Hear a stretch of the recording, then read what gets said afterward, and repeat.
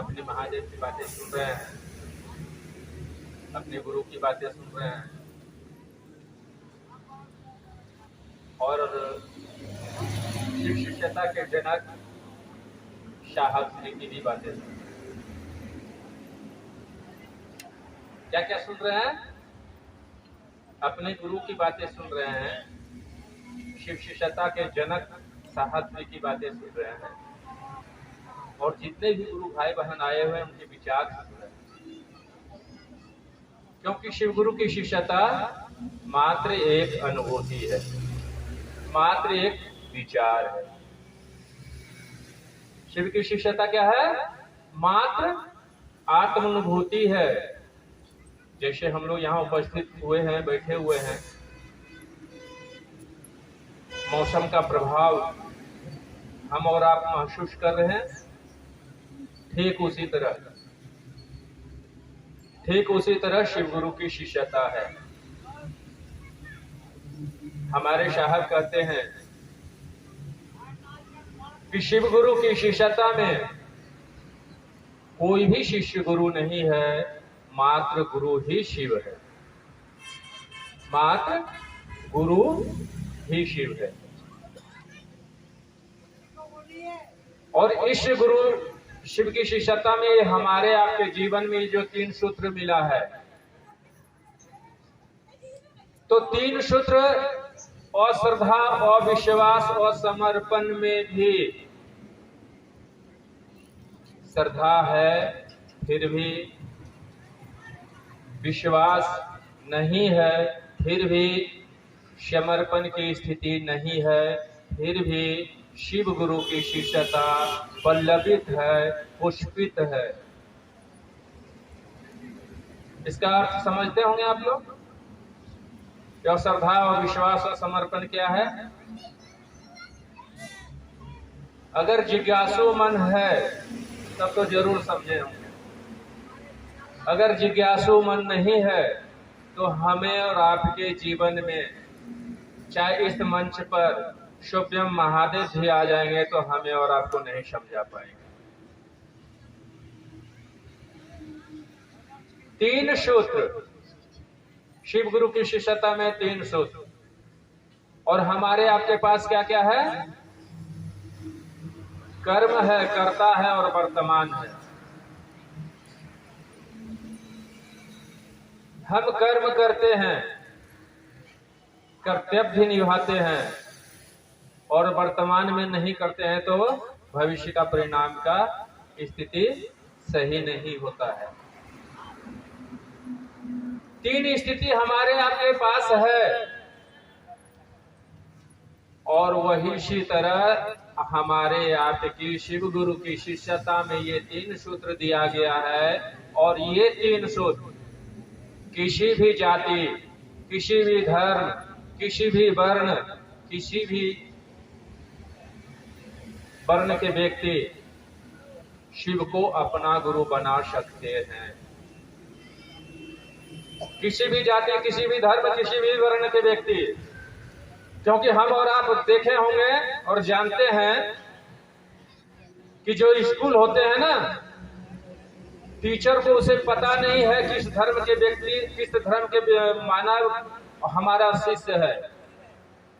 उस सभी शिष्य को, स्कूल में जितने भी छात्र होते हैं उसमें सभी धर्म के छात्र होते हैं और सभी धर्म के छात्र को ज्ञान देते हैं या नहीं देते हैं? देते हैं। उसी प्रकार शिव गुरु की शिष्यता है। शिव गुरु की शिष्यता उसी प्रकार है। यहाँ पर किसी जाति, किसी धर्म, किसी वर्ण के व्यक्ति से लगाव नहीं है। हम और आप उपस्थित हुए हैं इतने गुरु भाई बहन के बीच में, कौन जाति के हैं, कौन धर्म के हैं, कौन वर्ण के हैं, हमें और आप एक दूसरे को जानते हैं। लेकिन प्रेम प्रपस उस महेश्वर शिव की शिष्यता में हम और आप बैठे हुए हैं, यानी उनकी दया हुई है तब ना आज बैठे हुए हैं। आज उनकी दया हुई है तब ना बैठे हुए हैं। बहुत सारे गुरु भाई बहन के ऐसे हैं कि जिसके ऊपर दया नहीं हुई है, वो सीखने की मानसिकता में आई है कि आखिर शिवगुरु की शिष्यता है क्या। जितने भी शिष्य हैं और जितने भी लोग जुड़ते हैं तो पहले अपना उद्देश्य से जुड़ते हैं। उद्देश्य क्या होता है? लौकिक उत्थान,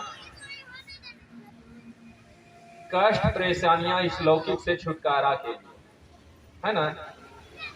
पहले हमारे लौकिक जीवन में वो महादेव सुंदर करते हैं।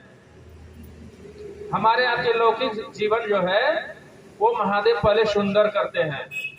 और हमारे साहब भी कहते हैं अगर शिव को गुरु मान करके आप जिस स्थिति में है, जहां है, उससे नीचे नहीं उससे ऊपर ही रखेंगे महादेव, उससे नीचे तो कर ही नहीं सकते हैं, उनको भी पावर नहीं है। वो शर्त ये 3 सूत्र हम और आप शिष्य भाव में करें तो। और ये तीनों सूत्र जो है, ये तीनों सूत्र जो है भाव जागरण की अनुपम विधा है।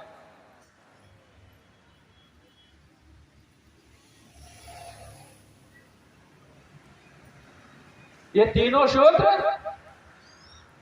शिष्य भाव के जागरण की अनुपम विधा है।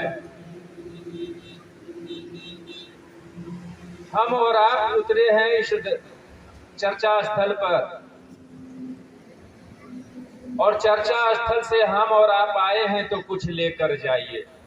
हमारे साहब कहते, अभी हमारे एक बड़े भैया बता के गए, अभी बड़े भैया बता के गए कि अभी आपको हम 5 लीटर दूध देंगे तो क्या चीज से ले जाएंगे, तो हमें और आपको पात्र रखना पड़ेगा। उसी प्रकार हमारी आपकी पात्रता मजबूत होनी चाहिए। पात्रता मजबूत होने का एक ही उपाय है कि शिव गुरु की शिष्यता से, उस महादेव से दया की याचना करना। हे शिव, आप मेरे गुरु हो, मैं आपका शिष्य हूं, मुझ पर दया कर दीजिए। और ये दया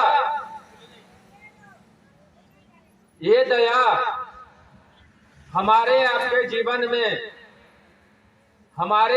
जीवन में जो परिवर्तन लाएगी, हमारे आपके जीवन में जो परिवर्तन आएगी, वो सचमुच में कहने योग्य होगा। वो कहने योग्य होगा,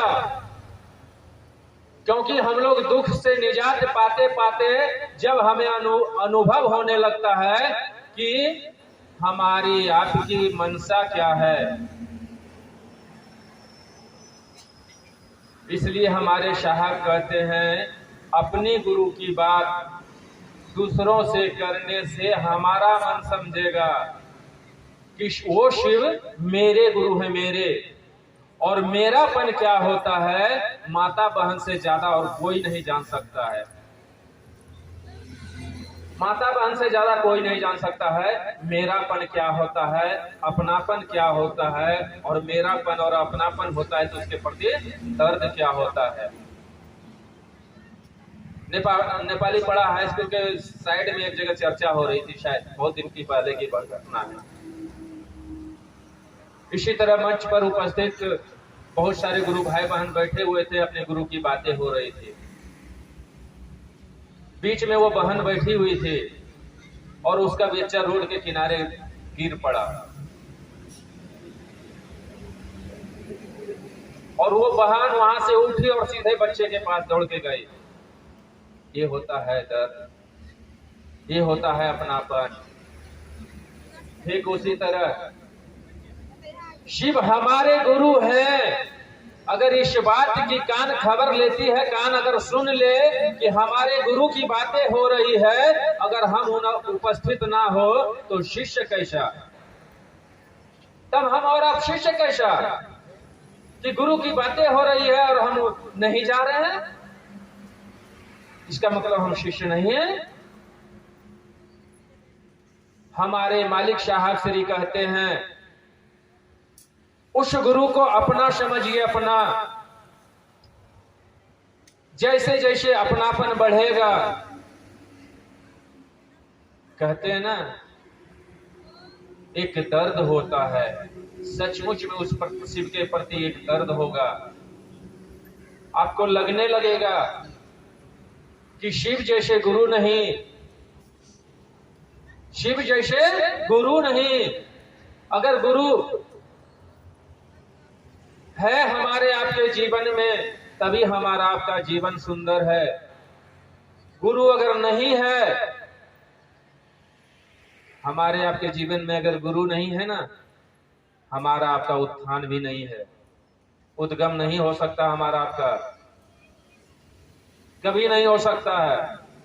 क्योंकि हम और आप शुरू से कहते हैं कि पहले माता पिता गुरु होते हैं, शुरू से कहते हुए आते हैं ना बच्चे को कि माता पिता पहला गुरु होते हैं। बच्चे को सिखाते जाते हैं, बच्चे सीखते जाते हैं। उसी तरह हमारे गुरु महादेव अपने शिष्य के तल पर उतरते हैं। जब चलना नहीं जानते हैं तो चलाना भी जानते हैं। जब हमें बोलना नहीं आता है तो बोलने के कला भी सिखाते हैं। और आज के परिवेश में सचमुच में कहा गया है कि हम लोग को जीने की कला नहीं आती है, और हमारे साहब कहते हैं शिव गुरु की शिष्यता से आपको जीने की कला आ जाएगी। और ऐसी कला आएगी कि आप दूसरों की बुराई नहीं दिखेगा, खुद के अंदर अपनी ही बुराई दिखेगा, दूसरों को तो बुराई दिखेगा ही नहीं दिखेगा। ये सर्वोच्च शिष्य का लक्षण है। वो किसी की बुराई नहीं देखेगा, कौन क्या कर रहा है, कहां जा रहा है, किसी स्थिति से मतलब नहीं रखेगा। क्योंकि गुरु उसे सीख देती है, गुरु उसे समझ देती है कि दूसरों की यात्रा देख के अपनी यात्रा बाधित मत करो, अपनी यात्रा देखो, तुम्हारा यात्रा सुंदर हो जाएगा। दूसरों की यात्रा देखेंगे तो हमारी आपकी यात्रा विस्मृत हो जाएगी, सचमुच में विस्मृत हो जाती है। हम और आप उपस्थित हुए हैं तो शिष्य भाव में रहकर उस महादेव से पल प्रतिपल दया मांगेंगे, हो सके तो बीच बीच में नमः शिवाय से प्रणाम करेंगे, ताकि हमारे आपका जीवन सचमुच में शिवमय हो, सुखमय हो, सुंदर हो। इसी चंद शब्दों के साथ आप सभी को मेरा प्रणाम स्वीकार।